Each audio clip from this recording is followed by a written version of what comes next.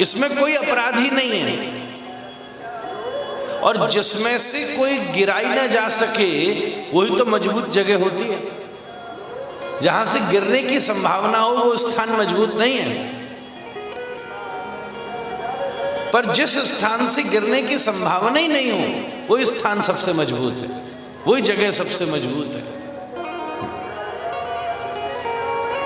कुंभ में सब शिविर लगते हैं, बारिश भी आ सकती है, हवा भी चल सकती है, तो विचार होता है भैया पंडाल की व्यवस्था, टेंट की व्यवस्था बिल्कुल मजबूत की जाए।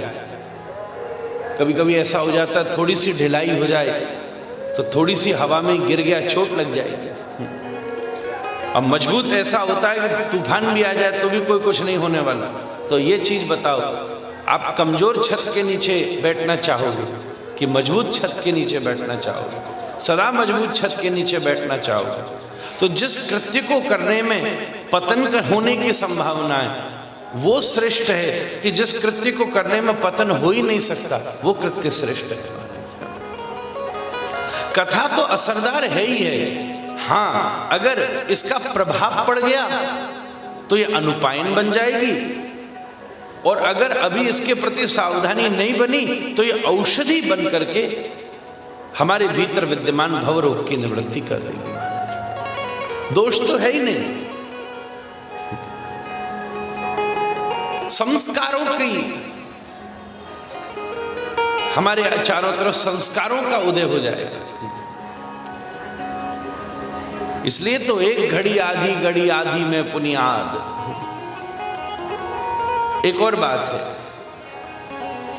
किसी भी कार्य के विस्तार करने में उसका पुण्य बढ़ता है, पर कथा में एक क्षण में ही वो अनंत पुण्यों की प्राप्ति हो सकती है। बड़े से बड़ा यज्ञ कर लो तो पुण्य आनंद आएगा। और कई बार हमने ये सुना है, अच्छा एक चीज आपने ध्यान दी है कभी,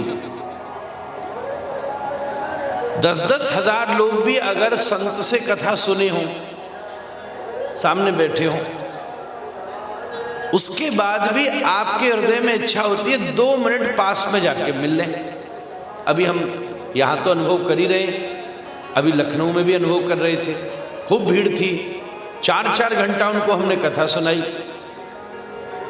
उसके बाद भी खूब डूब के कथा हुई और डूब के सबने कथा सुनी।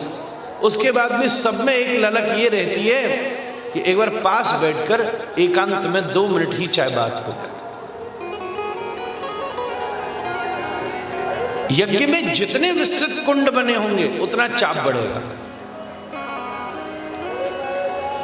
और वहीं कथा में जितना सामीपत्व प्राप्त होगा, चाहे 88,000 ऋषि हैं बंधुओं, पर उसके बाद भी नाम केवल शौनक का ही आता है।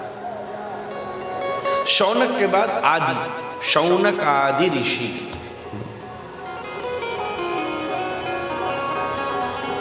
श्रवण सबसे बड़ा उत्सव है। हम तो दिन भर श्रवण कर भी रहे, करवा भी रहे, 2-2 जगह सत्र चल रहा है। और ठाकुर जी आज तो हमारे कितने सत्र कर दिए। सवेरे सवेरे से पहले योग करके आ रहे हैं, भोग करने का भी अवसर नहीं मिला हमारे।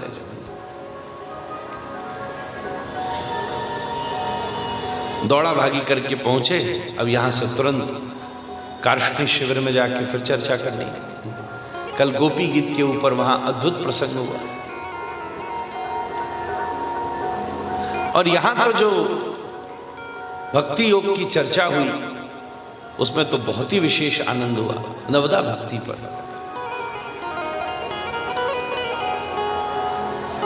तो ये श्रवण भक्ति का कार्य हम संपन्न करते हैं। सुनना क्या है? श्रवण भक्ति। उस श्रवण भक्ति के कार्य को करने से हरिश्चित्तम समाश्रयेत, भगवान ने हमारे भीतर प्रवेश करने का एक मार्ग बताया है श्रीमद् भागवत। ध्यान दीजिए,